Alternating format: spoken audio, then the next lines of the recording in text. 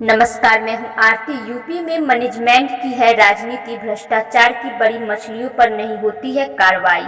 सत्ता परिवर्तन पर बड़े नेता सुरक्षित रहते हैं और हमारे जैसे छोटे कार्यकर्ताओं को पकड़ पकड़ कर जेल भेज दिया जाता है। पूर्व कैबिनेट मंत्री कुंवर बादशाह सिंह बीएसपी सरकार के चर्चित लैंड घोटाले के आरोपी रहे। पूर्व श्रम मंत्री बादशाह सिंह ने अब कांग्रेस का दामन थाम लिया है। कांग्रेस की सदस्यता ग्रहण करने के बाद हमीरपुर जिले के मोधा कस्बे पहुंचे बादशाह सिंह का समर्थकों ने गर्मजोशी से स्वागत किया। बादशाह सिंह कांग्रेस के संभावित उम्मीदवार के पायदान में खड़े हैं। मोधा विधानसभा सीट से 4 बार विधायक रहे बादशाह सिंह ने अपने राजनीतिक कैरियर की शुरुआत भारतीय जनता पार्टी से की थी और बीएसपी सरकार में शामिल होने के बाद श्रम मंत्री रहे। मोधा पहुंचे बादशाह सिंह ने पत्रकारों से बात करते हुए कहा कि उनके ऊपर लगा लैंड घोटाले का आरोप बेबुनियादी था और वह इसलिए बाइज्जत रिहा है। उन्होंने 500 और 1000 का नोट बंद होने को लेकर कहा कि इससे आम आदमी को परेशानी हुई है। उन्होंने यह भी कहा कि उत्तर प्रदेश की राजनीति मैनेजमेंट की राजनीति है, यह भ्रष्टाचार की बड़ी मछलियों पर कार्रवाई नहीं होती है। शिवपाल और गायत्री प्रजापति नहीं है, दूध के धूले पर इनके ऊपर नहीं दर्ज होते मुकदमे, ना लोकायुक्त करता है कोई कार्रवाई। पूर्व की बीएसपी सरकार के लैंड घोटाले के आरोपी रहे पूर्व श्रम मंत्री बादशाह सिंह ने इन विधानसभा चुनाव में राजनीतिक पारी अब कांग्रेस में शुरू की है। बीते दिनों बादशाह सिंह ने लखनऊ में कांग्रेस की सदस्यता ग्रहण की। बादशाह सिंह ने पत्रकारों से वार्ता करते हुए लोकायुक्त के कार्यों पर टिप्पणी करते हुए कहा कि प्रदेश में चर्चित यादव सिंह वाले मामले में सीबीआई ने कुछ नहीं किया। लोकायुक्त एन.के. मोहल्लत्रा ने उसे क्लीन चिट दे दी थी। वही 5 साल तक सपा की सरकार रही, मगर सपा के किसी विधायक, जिला पंचायत अध्यक्ष, मंत्री गायत्री प्रजापति के खिलाफ लोकायुक्त ने कोई ना तो कार्रवाई की और ना जजमेंट किया। यादव सिंह जेल में यदि यादव सिंह ने जो राज उगले हैं उस पर जांच होगी तो बहुत बड़े बड़े नेता जेल चले जाएंगे।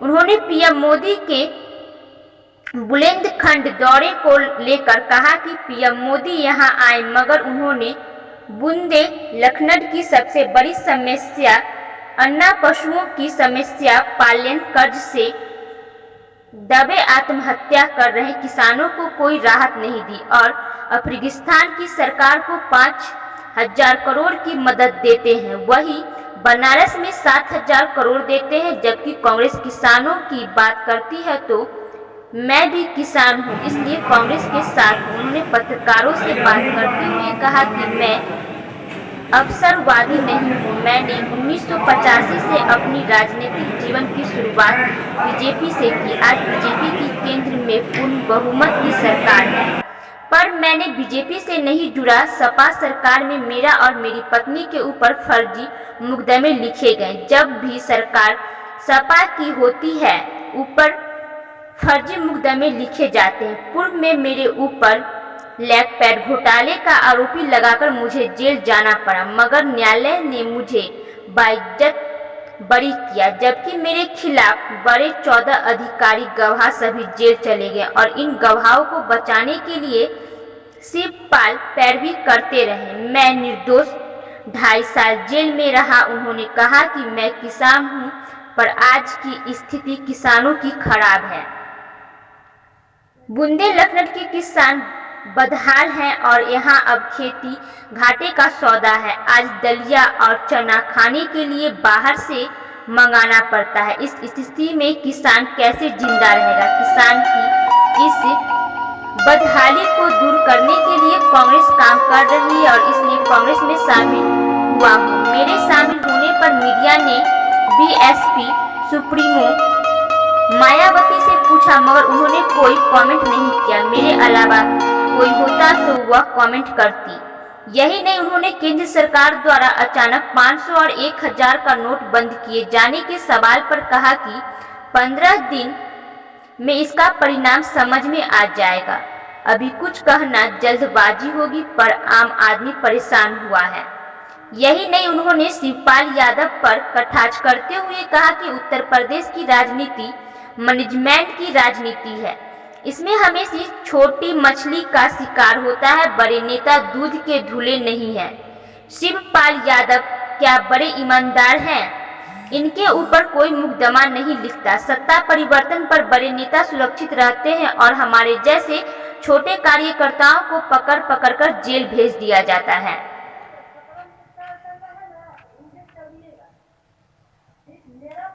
हमीरपुर से अजहर हुसैन टीपू की खास रिपोर्ट। लेटेस्ट न्यूज पाने के लिए चैनल को लाइक, सब्सक्राइब, शेयर जरूर करें। मैं आप सबके बीच में मेरा 32 वर्ष का सामाजिक और पारिवारिक जीवन है। मैं एक खुली किताब की तरह हूँ। बुंदेलखंड का एक एक व्यक्ति मेरे बारे में ज़रूर जानता है, क्योंकि मैं कभी नेता बन के काम नहीं किया, हमेशा कार्यकर्ता बन के, और मेरे ऊपर हमेशा झूठे आरोप लगते रहे और मैं उनका सामना करता रहा। लेकिन इस बार जिस तरह का घिनौना आरोप लगाया गया, उसके बाद मेरे जैसे आदमी का भी सब्र टूट गया और मुझे लगा कि मैं इस धरती पर कब तक इसी तरह सत्य के लिए परीक्षा और इम्तहान देता रहूँगा। लेकिन ना हमारा साहस टूटा है और मेरे पास इतने समर्पित लोग हैं, वो चापलूस लोग इस चीज़ को देख लें कि हम लोग ना डरने वाले हैं और ना भागने वाले, ना हटने वाले हैं। और मैं एक वहाँ भी कहा और आपके सामने भी कहता हूँ कि भारत की जो सबसे बड़ी जांच एजेंसी हो, हम उसका सामना करने के लिए तैयार हैं। जाली नोटों का मेरा तो छोड़ो, आप मेरे साथ रहने वाले किसी लोगों का भी कोई संबंध हो तो बिना ट्रायल के उसको चौराहे पे गोली से उड़ा दिया जाए। लेकिन 32 वर्ष के संघर्ष और समाज सेवा के बाद मेरे जैसे व्यक्ति के साथ, जो हमेशा अपनी ज़मीन को छोड़ करके कभी नहीं बाहर निकला, अपनी औकात को नहीं भूला, हमेशा सेवक बन करके लोगों के बीच में रहा, इस तरह के अगर झूठे आरोप लगाए जा सकते हैं, इस तरह की बदले की भावना से काम किया जा सकता है, इस तरह की घिनौनी और ओछी हरकतें की जा सकती हैं, तो मुझे अपनी चिंता नहीं है। मुझे अपने उन लाखों नौजवानों की चिंता है, उनके साथ क्या हो सकता है। इसलिए मैं आप सबका आभार व्यक्त करता हूं और अपने लोगों का भी, कि मैं जब तक जिंदा हूं, मैं आपकी आवाज़ हूं, मैं आपकी परछाई हूं, मैं बुंदेलखंड की आवाज़ हूं। मैं आपके मान सम्मान को ना कभी गिरने दिया है और ना गिरने दूंगा। मेरा राजनीतिक जीवन बेदाग है, सबको मालूम है कि मेरी कार्यशैली क्या है, और मैं दलों में नहीं रहा, मैं दिलों में रहा हूँ लोगों की। जो खबर छपी है वो क्या बेबुनियाद है? 100% मैं कहता रहा हूँ कि सीबीआई से लेके जो भारत की सबसे बड़ी जांच एजेंसी हो, वो उसकी जांच करा ले और आप अपने सीने पे हाथ रख करके बताइए, क्या हम या हमारा कोई आदमी इस तरह का छोटा काम कर सकता है? मैंने अपने पूरे राजनीतिक जीवन में किसी से विधायक निधि में 1 रुपया नहीं लिया। सारे प्रधानों से पूछ लो जो मेरे साथ रहे। तो ये बेबुनियाद जो खबर छप गई है, तो क्या उसके खिलाफ आप कोर्ट भी जा सकते हैं? वो हमारे लोग जो काम है वो करेंगे। ईमान, सम्मान और विकास की लड़ाई लड़ूंगा और मैं कुछ नहीं हूँ। मेरी ताकत ये है कि आज मैं हमीरपुर था दशहरा कांड के मामले में, 4:05 पे वहाँ से मैं जैसे ही चला तो रास्ते में कोई ऐसी जगह नहीं है। तो अब हमारे लोग सो नहीं रहे हैं, जाग चुके हैं, उनको कोई गुमराह नहीं कर सकता। मुझे बार बार उत्तर प्रदेश और मध्य प्रदेश के फैले हुए बुंदेलखंड के लोगों ने सर्टिफिकेट दिया है। तो मुझे इस धर्म युद्ध में आप सबके सहयोग की बड़ी ज़रूरत है। और मैं मीडिया से भी ये निवेदन करना चाहता हूँ कि किसी के हाथ का खिलौना न बने। आज जो हो रहा है वो कल का इतिहास लिखा जा रहा है, सच सामने आएगा, उसको झुटलाया नहीं जा सकता। बादशाह जी, आपके ऊपर एक आरोप लगता आ रहा है कि जब मौदा विधानसभा जब हटी, परसीमन चेंज हुआ, तो आपने उस समय कोई मौजूदा विधायक होने के बावजूद भी कोई कदम क्यों नहीं उठाया? ये बिल्कुल गलत आरोप है। विवेक सिंह तो इस दुनिया में नहीं है। हम 7 विधायक बराबर जाकर के गए थे और परसीमन में जो एक वरिष्ठ सहयोग थे उनसे हमने पूरी बैठ करके बात की थी। उन्होंने कहा भाई हम जनसंख्या के आधार पर, और ये भी आप जान लीजिए, आरोप लगाना किसी पर बड़ा सरल होता है। 3 विधानसभाएं खत्म हो रही थी, 18 हो रही थी। हम लोगों के प्रयास से, बातचीत करने से 2 खत्म हुई और उन्होंने कहा भाई हम तो जनसंख्या के आधार पर परसीमन कर रहे हैं। तो मैंने कहा कि आज़ादी के गुजरे सालों में हमारे जो विधायक रहे उन्होंने पर्याप्त विकास नहीं किया, जिसके कारण रोजगार के लिए पलायन हुआ और जो पलायन में लोग गए उसमें 30% लौट करके नहीं आए। जब हम दूसरे राज्यों में जाके कोई समस्या होती है लड़ते हैं तो इसमें मैं क्यों नहीं लड़ूंगा। मेरे लिए तो एक तरह से मैं बेघर बार हो गया। जो कह रहे हैं उनमें जरा भी नैतिकता है तो सिद्ध करके बताएं।